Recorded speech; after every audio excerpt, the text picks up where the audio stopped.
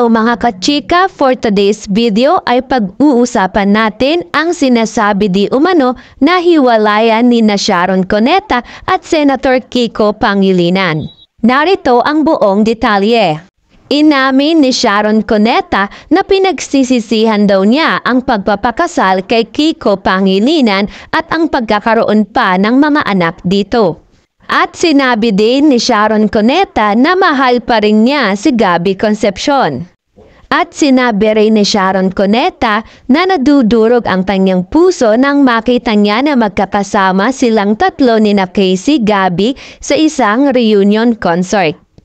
At ayon pa kay Sharon Cuneta ay sana raw ay nanatili na lang silang tatlo bilang isang pamilya.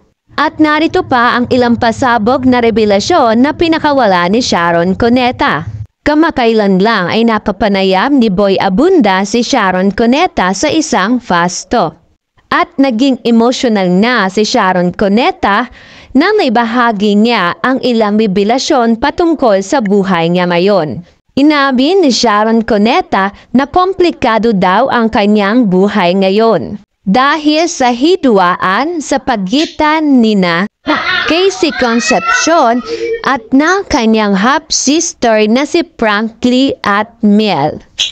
At ayon pa kay Sharon Cuneta ay napisali na rin daw sa hidwaan nina Casey Concepcion at Frankie and Miel ang kanyang asawa na si Kiko Pangilinan. Hanggang sa lumaki na nga ng lumaki ang hidwaan nila.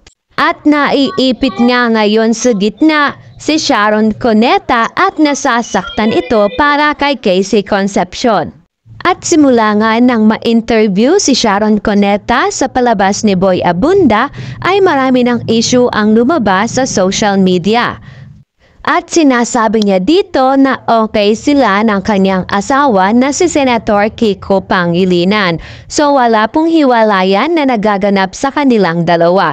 Nagkakaroon lang sila ng problema pero hindi sila naghihiwalay.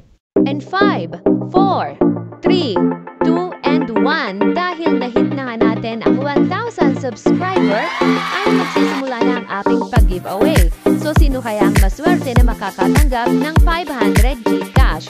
So paano ba sumali? Siyempre, dapat ikaw ay nakasubscribe sa aking YouTube channel and then naka-like and share ka sa aking mga videos at siyempre kailangan ring mag-iwan ng comment. Just comment down. At kailan ba ito gaganapin? So January 2, 2024 sa ganap na alas 8 ng gabi.